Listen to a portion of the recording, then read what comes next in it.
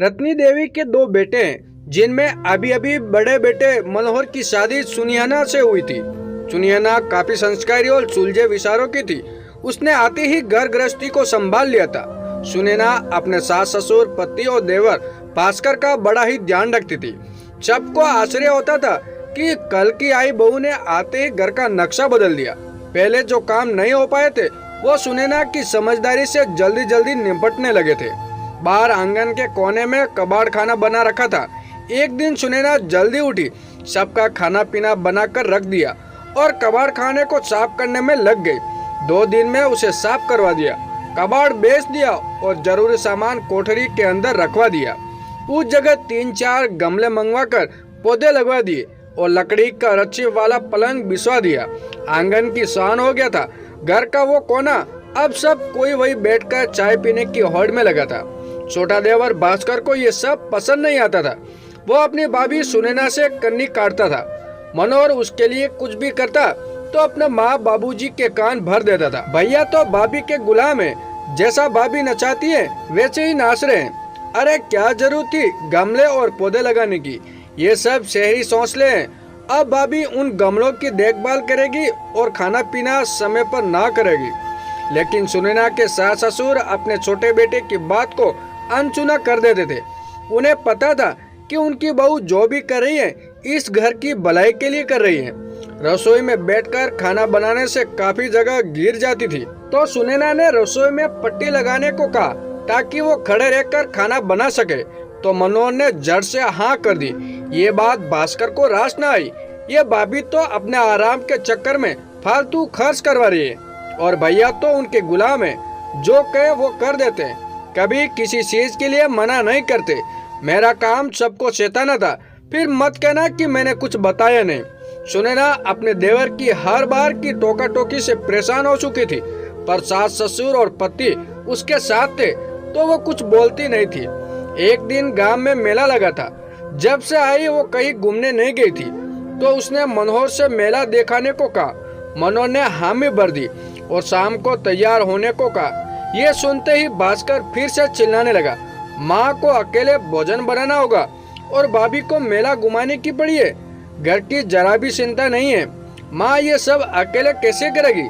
मनोहर के तेवर ये सुनते ही गर्म हो गए। वैसे ही करेगी जैसे सुनैना के आने से पहले करती थी। वैसे भी माँ ही सुनैना को मेरे साथ भेज रही है। तुझे क्यों परेशानी हो रही है? तू क्यों ननद बनकर बीच में रोड़ा लगा रहा है? भास्कर की बोलती बंद हो गई। अब भास्कर भी शादी लायक हो गया था। कुछ महीनों में उसकी शादी रूपा से हो गई।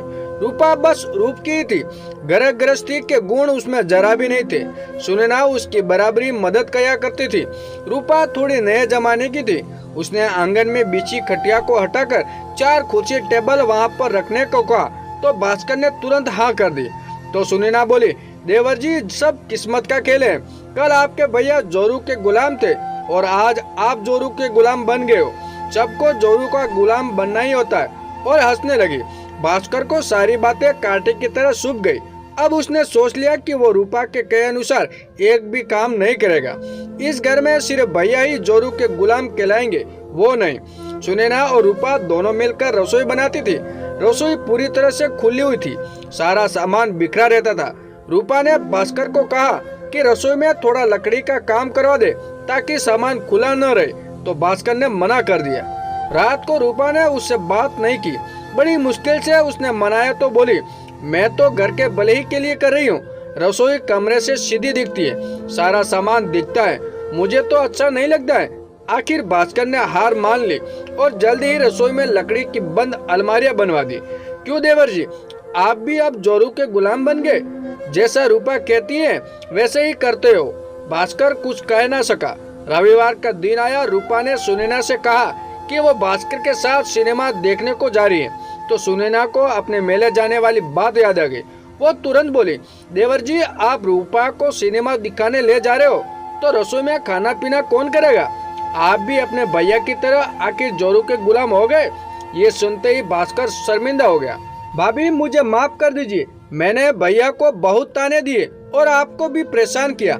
किस्मत का खेल देखिए, मैं जिस बात के लिए आप दोनों को परेशान किया करता था, आज वही सब मुझ पर बीत रही है। मुझे बहुत दुख हो रहा है। कि मैंने आपकी और भैया की भावना को कभी नहीं समझा। पति की अपनी पत्नी के प्रति भी कुछ जिम्मेदारी होती है। वो अगर पत्नी की खुशी के लिए, आराम के लिए उसके निर्णय में उसका साथ देता है तो उसे जोरू का गुलाम समझ लिया जाता है। हाँ देवर जी, अच्छा है आपको ये बात जल्दी समझ में आ गई। आपको आज किस्मत ने वही खड़ा कर दिया जहाँ कल हम खड़े थे। मैं तो आपसे जानबूझकर मजाक कर रही थी। जब मेरी सासू माँ ने मुझे कहीं जाने से रोका नहीं तो मैं देवरानी को रोकने वाली कौन होती हूँ। आप जाइए, सिनेमा देख कर आइए, रसोई मैं संभालूंगी। अपनी भाभी की बात सुनकर भास्कर को राहत मिली और उसने अपने भैया को क्या फिर किसी को भी जोरू का गुलाम कहना छोड़ दिया। दोस्तों, यह कहानी कैसी लगी कमेंट करके जरूर बताएं।